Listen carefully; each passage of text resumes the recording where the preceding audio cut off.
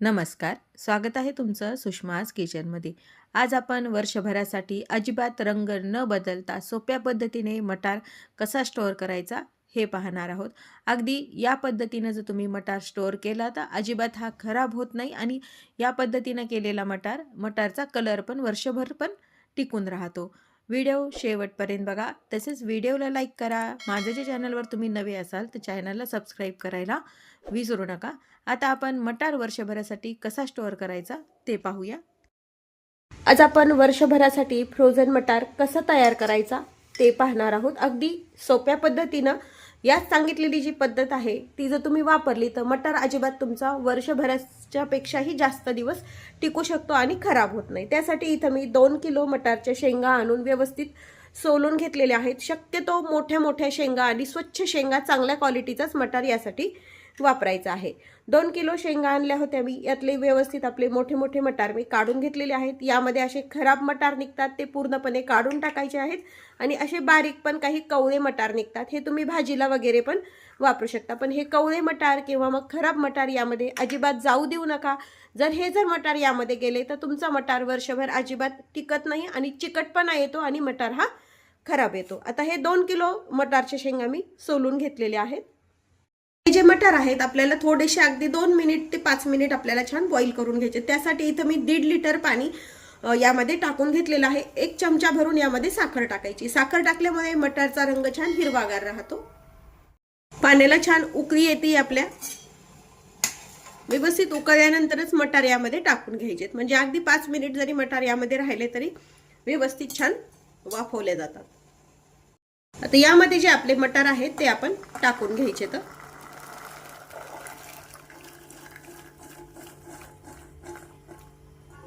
सोलताना शक्यतो मटारमधले कवळे दाणे आणि आपले बारीक बारीक दाणे किंवा मग खराब दाणे काढून घ्यायचे. म्हणजे पुन्हा आपल्याला हे मटार असे निवडून वगैरे घ्यायची गरज पडत नाही.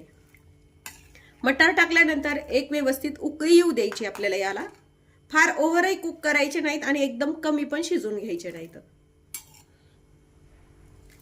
सुरुवातीला आपण मटार टाकल्या पूर्णपणे मटार हे खाली बसले होते. या पद्धतीने असे छान वरती मटार येतात आपले, छान वाफवल्या गेल्यानंतर 2 ते 3 मिनिटांनी.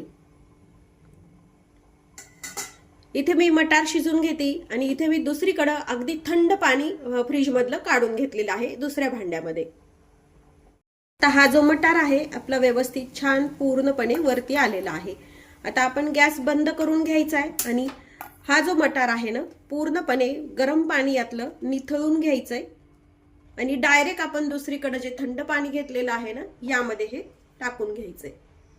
तुम्ही बर्फाचे क्यूब पण टाकू शकता किंवा मग अगदी फ्रीज मध्ये केलेलं थंड पाणी पण यामध्ये वापरू शकता. म्हणजे काय होतं, मटारची जी प्रोसेस असते ना शिजायची ती बंद होते आणि मटार व्यवस्थित आपला छान थंड पाण्यामध्ये कलर पण छान येतो आणि मटार ओव्हरकुक होत नाही. त्यामुळे असं थंड पाण्यामध्ये हे टाकून घ्यायचंय आपल्याला.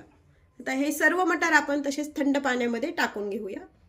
थंड पाण्यामध्ये टाकून घेतलेला मटार आहे ना थोडासा आपल्या हाताने खालीवरी करून घ्या. पाहू शकता तुम्ही मटारचा कलर पण किती छान आलेला आहे आणि वर्षभर हा मटारचा कलर अजिबात बदलत नाही या पद्धतीने केल्यानंतर. आता हा थंड पाण्यातला जो मटार आहे ना एका जाळीवरती आपल्याला काढून घ्यायचा. म्हणजे यातलं पूर्ण पाणी आपलं निथळून गेलं पाहिजे.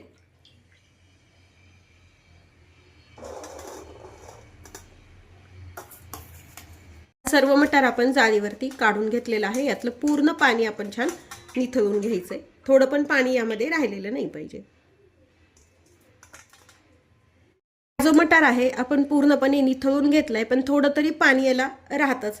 तुम्ही असंच हे भांड फॅन खाली ठेवू शकता किंवा मग एखाद्या कपड्यावरती पसरून आपण हे फॅन खाली वाळून घ्यायचे. मी इथं एक कॉटनची ओढणी टाकली आहे त्यावरती हा मटार मी टाकून घेणार आहे आणि पूर्णपणे आपल्याला हा अगदी कोरडा करून घ्यायचा आहे. अशा पद्धतीने जर केलं तर तुमचा हा मटार अजिबात खराब होणार नाही. पसरून घ्या असं आणि फॅन खाली हे सुकून घ्यायचंय.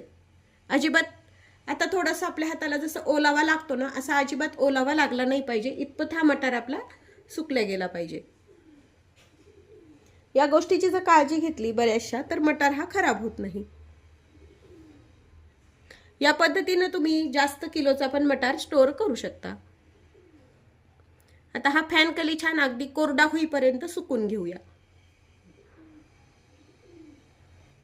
व्यवस्थित असा मोकळा मोकळा हा पसरून घेतलाय आपण आणि हा सुकून घेऊया। आता हा जो मटार आहे पाहू शकता तुम्ही, मी फॅन मध्ये व्यवस्थित सुकून घेतलाय। सुरुवातीला आपल्या हाताला पूर्णपणे ओलावा लागत होता, आता बिलकुल असा मटारचा पाणी हाताला लागत नाही, इतपत हा आपल्याला छान सुकवून घ्यायचा आहे। तर आपण याच कपड्यावरती एका ठिकाणी गोळा करून घेऊया। आता हा स्टोअर कशामध्ये तुम्ही करू शकता ते पण मी तुम्हाला सांगते। स्टोअर करण्यासाठी अशा झिपलॉकच्या बॅग असतात किंवा असे स्टँडिंग पाऊच पण भेटतात पॅकिंगचे, यामध्ये पण तुम्ही स्टोअर करू शकता किंवा मग सिंपल आपली अशी जी कॅरी बॅग असते ना यामध्ये पण स्टोअर करू शकता। मी इथे असा डब्बा घेतलेला आहे एअरटाईट कंटेनर, यामध्ये पण तुम्ही स्टोअर करू शकता। कोणत्याही पद्धतीने जरी तुम्ही स्टोअर केला तरी मटार हा छान वर्षभर टिकतो। आता ह्या डब्यामध्ये बसेल तेवढा मटार मी ठेवून घेणार आहे आणि बाकीचा पॉलिथिन मध्ये स्टोअर करणार आहे। आता हा सर्व मटार यामध्ये टाकून घेऊया। डब्यामध्ये मी मटार स्टोअर केलाय, थोडीशी जागा ठेवूनच मटार हा डब्यामध्ये भरून घ्यायचा आहे आणि झाकण लावून घ्यायचंय। आता शिल्लक राहिलेला मटार आपण बाकीचा कॅरी बॅग मध्ये किंवा त्या जी झिपलॉकची बॅग आहे ना यामध्ये भरून ठेवायचं आहे। झिपलॉकच्या बॅग मध्ये पण भरताना काळजी अशी घ्यायची की बॅग पूर्णपणे फुल टाईट भरायची नाही। जसं आपण डब्बा थोडासा रिकामा ठेवलाय ना तसंच कोणत्याही कॅरी बॅग मध्ये भरताना रिकामी ठेवा। शक्यतो जर तुम्हाला अशी छोट्या छोट्या बॅगमध्ये भरून तुम्ही पाहिजे तेवढा मटार कोणत्याही पुलावला, मटार पनीरला किंवा मग कोणत्याही भाजीमध्ये टाकण्यासाठी मटार तुम्ही झटपट छोट्या बॅगमध्ये जर स्टोअर केला तर काढू शकता। झिपलॉक बॅगमध्ये भरताना मटार थोडासा कमी भरा, थोडीशी जागा त्यामध्ये ठेवा खेळती अशी, अगदी टाईट मटार यामध्ये भरून घेऊ नका आणि व्यवस्थित असा पॅक करून घ्या। अशा पद्धतीने थोडासा असा खेळता यामध्ये जागा राहिली पाहिजे इतपत हा मटार असा भरून घ्यायचा आहे। उरलेला मटार मी दुसऱ्या बॅग मध्ये भरून घेतेय। आता आपण ह्या झिपलॉकच्या बॅग मध्ये भरून घेतलेला आणि हा डब्बा भरलेला हा मटार जो आहे ना डीप फ्रीज मध्ये ठेवायचा, अजिबात बाहेर नॉर्मल फ्रीज मध्ये ठेवायचं नाही, डीप फ्रीज मध्येच हे स्टोअर करायचंय। स्टोअर केल्यानंतर यामध्ये थोडाफार बर्फ हा तयार होतो, मग तुम्हाला वापरताना 10 ते 15 मिनिट डब्यातला किंवा पॉलिथिन बाहेर काढून ठेवायची आणि पाहिजे तेवढा मटार तुम्ही काढून घ्यायचा आणि पाण्यात टाकायचा। नॉर्मल पाण्यामध्ये टाकला तरी चालतो, म्हणजे यातला पूर्णपणे बर्फ हा निघून येतो। आता हा मटार मी डीप फ्रीज मध्ये स्टोअर करते।